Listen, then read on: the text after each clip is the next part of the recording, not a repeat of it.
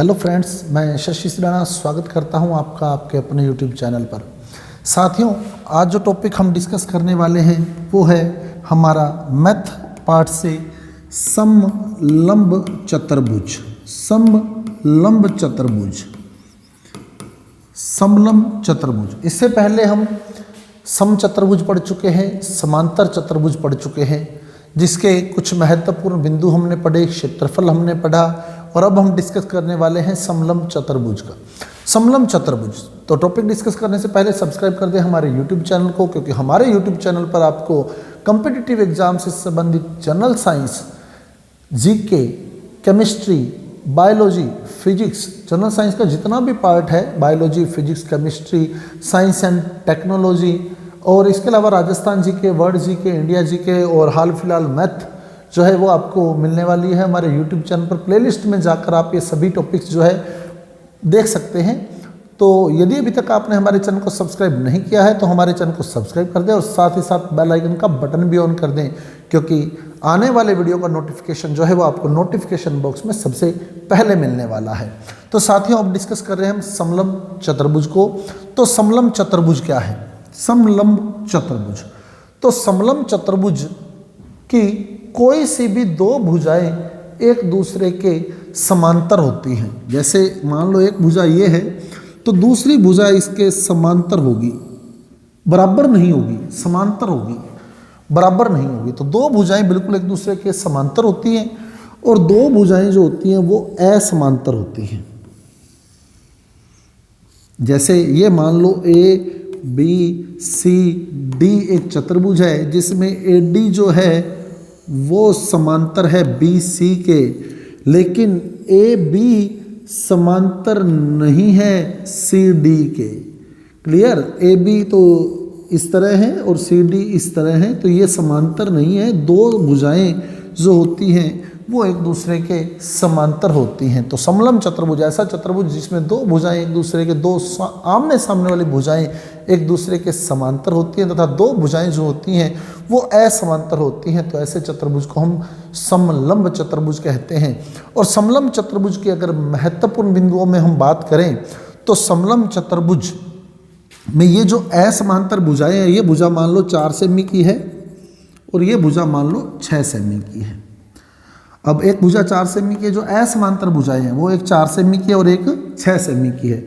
तो पहली बात, इसमें समांतर भुजाएं होंगी दो समांतर भुजाएं होंगी। समांतर भुजाएं कितनी? दो समांतर भुजाएं होंगी। दूसरी बात, जो असमांतर भुजाएं हैं, असमांतर भुजाएं, उनका मध्य बिंदु, जैसे 4 सेमी का मध्य बिंदु 2 सेमी, ये हो गया। ऐसे ही सी डी 6 सेमी है तो इसका मध्य बिंदु 3 सेमी, ये हो गया। तो इनका जो मध्य बिंदु है, अगर इन मध्य बिंदुओं को मिलाकर हम एक रेखाखंड खींचें इस तरह से, तो असमांतर भुजाओं के मध्य बिंदुओं को मिलाकर यदि रेखाखंड खींचा जाए, असमांतर भुजाएं जो हैं उनके मध्य बिंदु से रेखाखंड खींचा जाए, रेखाखंड खींचा जाए, तो वो जो रेखाखंड होगा, मान लो ये बिंदु P है और ये बिंदु Q है, तो जो रेखाखंड होगा PQ, वो समांतर भुजाओं का औसत होगा। जैसे मान लो AD 5 सेमी की है और BC 3 सेमी की है, तो ये जो होगा PQ, ये इनका औसत होगा, यानी ये 4 सेमी का होगा। तो 5 सेमी प्लस 3 सेमी बट्टे 2, 5 प्लस 3 बट्टे 2 औसत होगा इनका। अब औसत कैसे निकालेंगे? इन दोनों का योग करके 2 से भाग दे देंगे। क्लियर? तो असमांतर भुजाओं के मध्य बिंदु, असमांतर भुजाओं के मध्य बिंदु से यदि कोई रेखाखंड खींचा जाता है, असमांतर भुजाओं के मध्य बिंदु से यदि कोई रेखाखंड खींचा जाता है, तो वो जो रेखाखंड होता है वो समांतर भुजाओं के योग का आधा होता है, यानी समांतर भुजाओं का औसत होता है। जैसे एक समांतर भुजा 5 सेमी की है, दूसरी समांतर भुजा 3 सेमी की है, तो जो असमांतर भुजाओं के मध्य बिंदु से रेखाखंड खींचा जाएगा वो इन समांतर भुजाओं के योग का आधा होगा, यानी 5 प्लस 3 बटे 2 यानी 4 सेमी होगा। या हम कह सकते हैं कि समांतर भुजाओं का औसत होगा, समांतर भुजाओं का औसत होगा। असमांतर भुजाओं के मध्य बिंदु से यदि कोई रेखाखंड खींचा जाता है उनको मिलाने वाला, तो वो समांतर भुजाओं के योग का आधा होता है। उसके बाद अगली इंपॉर्टेंट बात समलम चतुर्भुज के अंदर, जो अगली इंपॉर्टेंट बात हम देखें तो तीसरा पॉइंट, चतुर्भुज की समलम चतुर्भुज की जो असमांतर भुजाएं होती हैं उनके मध्य बिंदुओं से यदि कोई रेखाखंड खींचा जाए तो वो समांतर भुजाओं के योग का आधा होता है। अब दूसरी इंपॉर्टेंट बात देखो इसके संदर्भ में, दूसरा जो महत्वपूर्ण बिंदु है, फिर हम क्षेत्रफल पर मूव करने वाले हैं। ये मान लो ABCD, ये एक समलम चतुर्भुज है। एक विकीर्ण मैंने लिया BD और विकीर्ण मैंने लिया AC, एक विकीर्ण BD और एक विकीर्ण AC। अब सपोज कि ये बिंदु O पर काट रहे हैं, किस बिंदु पर काट रहे हैं? O पर। तो ये जो समलम चतुर्भुज होता है, इसके जो विकीर्ण होते हैं वो एक दूसरे को बिल्कुल समान अनुपात में काटते हैं, एक दूसरे को बिल्कुल समान अनुपात में काटते हैं। यानी BO बट्टे OD बराबर होगा CO बट्टे OA के। तो ये एक दूसरे को बिल्कुल समान अनुपात में काटते हैं। तो जो समलम चतुर्भुज होता है उसके जो विकीर्ण होते हैं वो एक दूसरे को बिल्कुल समान अनुपात में काटते हैं। यानी ये विकीर्ण एक था, ये विकीर्ण दूसरा था, जिस बिंदु पर ये काट रहे हैं बिल्कुल समान अनुपात में काटेंगे। एग्जाम्पल देखो, सपोज कि ये पूरा 9 सेमी का था, ये पूरा 9 सेमी का था, तो जब इसने इसको काटा तो 3 सेमी इधर रह गया, 6 सेमी इधर हो गया, 9 सेमी हो गया पूरा। अब जब ये मान लो 6 सेमी था, तो जब इसने काटा तो ये 2 सेमी इधर रह गया, 4 सेमी इधर हो जाएगा। अब आप अनुपात लोगे तो 3/6 बराबर होगा 2/4 के। चेक करो होता है या नहीं होता है। 3/6 यानी 1/2, 2/4 यानी 1/2। यानी ये थ्योरम बिल्कुल सही है। समलम चतुर्भुज के जो विकीर्ण होते हैं वो एक दूसरे को समान अनुपात में काटते हैं। उसके बाद आगे चलें इसके क्षेत्रफल की ओर। तो मैं फिर स्टूडेंट्स आपको यही कहूँगा कि आप रटने की आदत छोड़ दें। अब इसका क्षेत्रफल देखें कैसे बना है। तो समलम चतुर्भुज का जो क्षेत्रफल हम लोग पढ़ते हैं, समलम चतुर्भुज का क्षेत्रफल बराबर क्या होता है, इसकी 1/2 इंटू इसकी समांतर भुजाओं का योग, समांतर भुजाओं का योग इंटू ऊंचाई। 1/2 इंटू समांतर भुजाओं का योग इंटू ऊंचाई। अब देखें ये बनता है या नहीं बनता है। ये जो फार्मूला है 1/2 इंटू समांतर भुजाओं का योग इंटू ऊंचाई, ये बनता है या नहीं बनता है वो देखें हम लोग।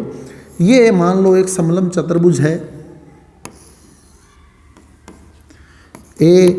ABCD। अब इसका क्षेत्रफल यानी ये मेरे को ज्ञात करना है, क्षेत्रफल एरिया इसका ज्ञात करना है। तो अगर मैं इसको सेंटर से देखूं, इस पॉइंट से देखूं, तो ये मैंने इसको काट लिया, क्लियर, ये मैंने इसको काट लिया। तो आप देखें ये एक त्रिभुज बन गया और ये एक आयत बन गया। तो अगर मैं त्रिभुज और आयत का क्षेत्रफल जोड़ दूं तो समलम चतुर्भुज का क्षेत्रफल मेरे पास आने वाला है। तो मैं क्या करूंगा, इसको ज्ञात करने के लिए आयत का क्षेत्रफल प्लस त्रिभुज का क्षेत्रफल जोड़ लूंगा। आयत का क्षेत्रफल प्लस त्रिभुज का क्षेत्रफल जोड़ लूंगा। अब देखो ये मान लो ये आयत की लंबाई है और ये मान लो इसकी चौड़ाई है, चौड़ाई है, ये भी चौड़ाई हो जाएगी, ये भी क्या हो जाएगी, चौड़ाई हो जाएगी, ये लंबाई हो जाएगी आयत की, और ये आधार हो जाएगा त्रिभुज का, आधार हो जाएगा त्रिभुज का। क्लियर। तो आयत का क्षेत्रफल क्या होता है, लंबाई इंटू चौड़ाई। आयत का क्षेत्रफल हो गया क्या, लंबाई इंटू चौड़ाई, और प्लस त्रिभुज का क्षेत्रफल 1/2 इंटू आधार, आधार इंटू ऊंचाई। ऊंचाई किसके बराबर है, चौड़ाई के। तो यहां मैं लिख सकता हूं क्या, चौड़ाई। अब कॉमन क्या आ गया, देखो चौड़ाई दोनों में है तो चौड़ाई कॉमन आ गई। चौड़ाई यानी ऊंचाई, चौड़ाई या ऊंचाई एक ही चीज है, तो चौड़ाई कॉमन आ गई, यानी ऊंचाई कॉमन आ गई। ब्रैकेट में क्या बचा, लंबाई प्लस 1/2 इंटू आधार, 1/2 इंटू आधार या आधार/2, सही है। चौड़ाई तो कॉमन आ गई, दोनों में चौड़ाई कॉमन आ गई, तो ब्रैकेट में क्या बचा, लंबाई प्लस आधार बटे 2। तो अब देखो इसको अगर करें हम सॉल्व, तो कॉमन क्या आ गया, चौड़ाई या ऊंचाई कॉमन आ गई, और बचा क्या, लंबाई प्लस आधार बटे 2। अब एलसीएम क्या आ जाएगा, एलसीएम आ जाएगा 2। तो ऊपर 2 लंबाई बन गई, 2 लंबाई प्लस आधार, 2 लंबाई प्लस आधार। 2 लंबाई को मैं कैसे लिख सकता हूँ, लंबाई प्लस लंबाई। 2 लंबाई को कैसे लिख सकता हूँ, लंबाई प्लस लंबाई। तो क्या बना, ऊंचाई ब्रैकेट में 2 लंबाई, 2 लंबाई यानी लंबाई प्लस लंबाई, 2 लंबाई, लंबाई प्लस लंबाई प्लस आधार बटे 2। अब आप देखो लंबाई प्लस आधार जो है वो एक समांतर भुजा है। ये देखो, ये लंबाई और ये आधार, तो लंबाई प्लस आधार एक समांतर भुजा है और लंबाई दूसरी समांतर भुजा है। लंबाई दूसरी समांतर भुजा है और लंबाई प्लस आधार एक समांतर भुजा है। अब आप देखें, लंबाई प्लस आधार एक समांतर भुजा और लंबाई दूसरी समांतर भुजा, यानी दोनों समांतर भुजाओं का योग, दोनों समांतर भुजाओं का योग बटे 2, दोनों समांतर भुजाओं का योग बटे 2 इंटू ऊंचाई, ये क्षेत्रफल बन गया। दोनों समांतर भुजाओं का योग बटे 2 इंटू ऊंचाई, तो यही हमने लिखा है, देखो दोनों समांतर भुजाओं का योग बटे 2 इंटू ऊंचाई। तो इस प्रकार समलंब चतुर्भुज का जो क्षेत्रफल बनता है 1/2 इंटू समांतर भुजाओं का योग इंटू ऊंचाई। तो स्टूडेंट आपको क्रैमिंग करने की जरूरत नहीं है कहीं भी, बहुत ही सिंपल सी बात है, आपके सामने है, एक एक फार्मूला आपके सामने है। अब हम चलते हैं समांतर चतुर्भुज की ओर। समांतर चतुर्भुज का क्षेत्रफल, समांतर चतुर्भुज का क्षेत्रफल वैसे तो हम पढ़ चुके हैं, आधार इंटू ऊंचाई होता है, पर वो आया कैसे वो भी देख लें। समांतर चतुर्भुज का क्षेत्रफल, तो अब हम बात करें किसकी, समांतर चतुर्भुज की। समांतर चतुर्भुज का जो क्षेत्रफल होता है वो होता है क्या, आधार इंटू ऊंचाई, आधार इंटू ऊंचाई। अब ये कैसे बना, आधार इंटू ऊंचाई कैसे बना वो देखें। ये समांतर चतुर्भुज है, ये इसका आधार है, पूरे चतुर्भुज का आधार है, ये इसका आधार है, ये आधार है। अब इसकी ऊंचाई अगर देखें हम तो ये ऊंचाई है, ये ऊंचाई है। अब इसका क्षेत्रफल हमने निकालना है, तो ये ऊंचाई है इसकी, और ये इसमें देखो एक आयत बन गया और 2 त्रिभुज बन गए, एक त्रिभुज ये और दूसरा त्रिभुज ये, एक आयत और 2 त्रिभुज बन गए। अब मान लो ये लंबाई है,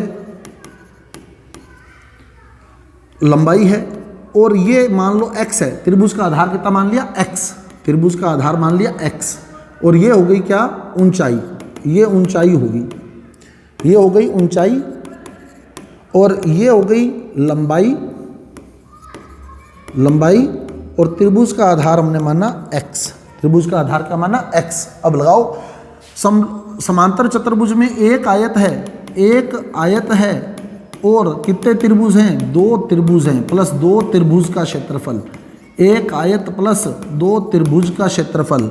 एक आयत सेंटर वाला आयत है और 2 त्रिभुज हैं, आयत का क्षेत्रफल लंबाई इंटू चौड़ाई, चौड़ाई को हमने ऊंचाई माना है, तो लंबाई इंटू ऊंचाई प्लस 1/2 प्लस 2 त्रिभुज हैं, तो 2 इंटू त्रिभुज का क्षेत्रफल क्या होता है, 1/2 इंटू आधार, आधार को हमने x माना है, त्रिभुज का आधार क्या माना है, x, इंटू ऊंचाई, इंटू ऊंचाई। अब आप देखो 2 से 2 कट गया, ऊंचाई कॉमन आ जाएगी, तो ऊंचाई को कॉमन ले लें, ब्रैकेट में क्या बचता है, देखो लंबाई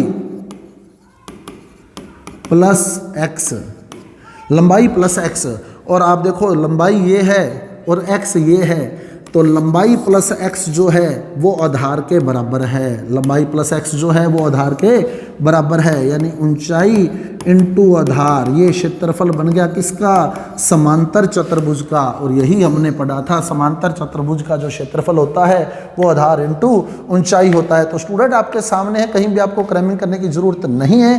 तो यदि आपने अभी तक हमारे चैनल को सब्सक्राइब नहीं किया है तो सब्सक्राइब कर दीजिए, क्योंकि ऐसे ही एक एक एक्सप्लेनेशन आपके पास आने वाली है, और बेल आइकन का बटन भी ऑन कर दीजिए, क्योंकि अगला महत्वपूर्ण वीडियो आपको आपके नोटिफिकेशन बॉक्स में मिलने वाला है। तो मिलते हैं अगले ही ऐसे ही किसी वीडियो के साथ, जिसमें हम डिस्कस करेंगे इनके न्यूमेरिकल्स को और साथ ही साथ घन घनाभ के आयतन को। तो मिलते हैं अगले वीडियो के साथ। धन्यवाद।